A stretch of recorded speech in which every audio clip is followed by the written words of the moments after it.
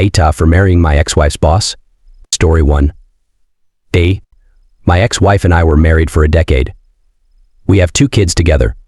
I only met her boss face-to-face once before my divorce. Afterwards, I met her in a club.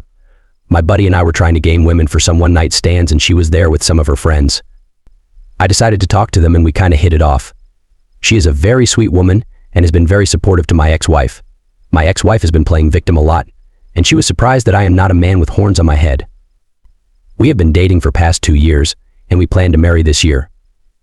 I finally talked to my ex-wife about moving in with my fiancé and introducing her to my kids. My wife has been crying and refusing to let my kids meet her. I told her that it's not her choice anymore. She wants me to break up and marry any other woman. She even sent me photographs of some of her friends who are single. I have enforced only call if emergency rule because I don't like the drama. Edit gaming women as flirting, teasing and stuff. You guys are being so weird about it. Our advice. It sounds like you're navigating a complex situation, and it's understandable that emotions are running high. Here are some points to consider and advice. Prioritize the children. The most important consideration here should be the well-being and feelings of your children. Introducing a new partner into their lives can be challenging, especially after a divorce. It's crucial to handle this transition with sensitivity and empathy towards your kids' emotions. Communication with your ex-wife. Open and respectful communication with your ex-wife is key, especially when it comes to decisions that involve your children. While it's natural for her to have feelings about your new relationship, both parents should aim to find a way forward that prioritizes the children's needs. Seek counseling. Given the complexity of your situation, family counseling or co-parenting therapy might be beneficial. A professional can help facilitate discussions and provide guidance on how to navigate this transition in a way that minimizes emotional impact on your children. Respect boundaries and emotions. While you have moved on with your life, it's important to acknowledge and respect your ex-wife's emotions. Even if you don't agree with her perspective, validating her feelings can go a long way towards fostering a more constructive co-parenting relationship.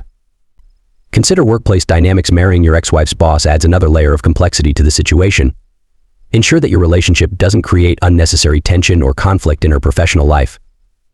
Avoid escalating conflict. It's understandable that tensions might be high, but escalating conflict or shutting down communication, such as enforcing an emergency calls only rule, can exacerbate the situation. Try to keep communication lines open and respectful. Ultimately, focus on creating a stable and nurturing environment for your children during this transition. Seek support from trusted friends, family members, or professionals to help you navigate this challenging phase with compassion and clarity. First comment. There are kids involved, so it's not just about who is dating whose ex anymore. Let me explain why. It can be viewed as a familial relationship. The boss is going to be the stepmother of her subordinate's children. If we were to reword this differently, and in a more simplified manner, being a step-parent to an employee's relative is viewed as a familial relationship and can pose a conflict of interest. The question really becomes what clauses the workplace has to report and/or address familial relationships. But it's undeniable that a familial relationship will exist simply due to the kids. Ops fiancé needs to be careful, because the ex might have a right to report this familial relationship that was out of her control. And even still, she has a right to report it if it makes her uncomfortable. And guess who gets affected? Either the boss or both of them together. So it's a bit naive on Ops' part to say that it's not her choice anymore. She may not have choices as far as Ops' personal relationships go, but she certainly can have choices to act upon in the workplace. And those choices can come back and bite the fiancé on the ass. Get it? I don't necessarily think Op is the TA right now, but it can either make the fiancé, the ex, or even all three of them the TA, depending on how this plays out further. I personally believe the burden will rest with the fiancé on how she chooses to proceed further in the workplace. This is because she knowingly made the choice to get involved and engage with Op that has kids with her subordinate. Second comment. Balls. Some of these responses acting like it's a zero-issue thing make me laugh. Have none of these people ever had to co-parent with an ex under less than ideal conditions? Or had to deal with the whole baby mama new girlfriend dynamic? This has the potential to get extremely messy. I am very open with my manager about issues in my life, including my custody situation and family issues, so if I found out that she'd been dating my ex while I'd been talking about these things, I'd be really weirded out and uncomfortable. I've also experienced the dynamics of co-parenting with someone's ex, and that can be uncomfortable under the best of circumstances. Would I have to worry about the office environment if I had to go for child support or a custody change? I would feel the same way ex-wife does. I feel like ex isn't necessarily the AITAH, but it would make him a decent person if he said, "Oh, you're my ex-wife's supervisor?" We should probably keep things light and casual. Like congrats? You're not an asshole, but you're not a nice guy either. Story 2. AITAH for refusing to bring my stepdaughter to a concert after I said I would. I have been with my husband for 7 years and I gave birth to our baby 4 months ago. I also have a stepdaughter, Anaya, who is 13. Anaya and I get along for the most part, but as she gets older, the typical entitled teenager attitude is getting fierce. However, 2 years back she started personally attacking people when she doesn't get her way, and the disrespect is getting severe in these moments. Last week she asked me if I would bring her to a local concert this afternoon at 2 p.m. It's a small town and the band in question is 4 high schoolers in the area. They're actually really good. They often play at the local church and have done the school talent show a few times. But this was their first actual gig. I said I could, and she had intended to meet up with her group of friends. 2 nights ago, however, she started in with her list of demands. Like she expected me to just drop her off, not happening, as this is an open to the public event. Or she expected me to get her there a couple hours early so she could hang out with her friends before the concert. I told her that wasn't happening either because I have the baby and getting her there early would cut into the baby's nap time. She was pissed but didn't say anything. Well, at 12 she started harping on me about when we were leaving. I told her that I would get her there a half hour early, which meant we still had over an hour. The concert is 10 minutes away. She starts harping on me to just bring her there now, but I said no. She slams off to her room. She comes out about 10 minutes later, fully dressed, and stood by the door with her arms crossed and a scowl on her face. I told her again that we weren't leaving right now and she ignored me. So, I decided to get myself something to eat because the baby was finally sleeping. I settled on crackers, but they didn't taste right. My taste buds are still screwed up, and went to make myself a sandwich. Anaya instantly got even more pissed. She's like, "You can't just eat it in the car." I told her no. She then says, "It's not like you even need it anyways. You're just trying to make me mad at this point." It's not the first time she's commented on my weight. So not only did her words sting, but she managed to wake the baby. So I looked at her and said, "You're not going. Go to your room." Now she started in with the protests and I just pointed down the hall. She slams off to her room crying.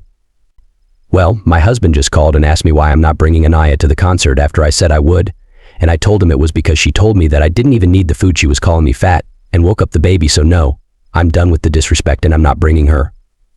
He's telling me the punishment doesn't match the crime, and I basically said tough shit. If he wants her to go, he can come bring her, but I'm not dealing with her after that. Our advice: navigating family dynamics and setting boundaries can be really tough, especially when tensions are high. It sounds like there are a lot of factors at play here. Firstly, it's understandable that you feel hurt and frustrated by Anaya's behavior, particularly her disrespectful comments about your weight and waking up the baby. It's important to address these behaviors and set clear boundaries. However, when it comes to parenting or step-parenting situations, consistency and clear communication are key. Since you had initially agreed to bring Anaya to the concert, it might have been better to address your concerns and set expectations earlier rather than canceling last minute. Maybe having a calm conversation with Anaya about the impact of her behavior and your need for respect could have been helpful. That being said, it's completely valid to prioritize your baby's needs and your own well-being. If you felt that bringing Anaya along would have been too stressful or disruptive given the circumstances, it's okay to take a step back. Moving forward, it might be beneficial to have a discussion with your husband about setting consistent expectations for behavior and how to address disrespectful comments from Anaya. This could be an opportunity to work together to find constructive ways to navigate these situations in the future. More update: AITAH dropping her off to be by herself of bringing her earlier than a half hour, as I specified multiple times, wouldn't be an option. Her dad has made it clear that she was not to be dropped off and without an adult because just 2 months ago she was dropped off early at a school dance, and she left with her group of friends and got caught smoking pot. Her dad has made it clear she is not to be without parental supervision for the foreseeable future because of that incident. And again, I wasn't cutting into the baby's nap time to bring her 1 to 2 hours early to this concert, like she wanted me to. I was doing her a favor by even offering to bring her a half hour early.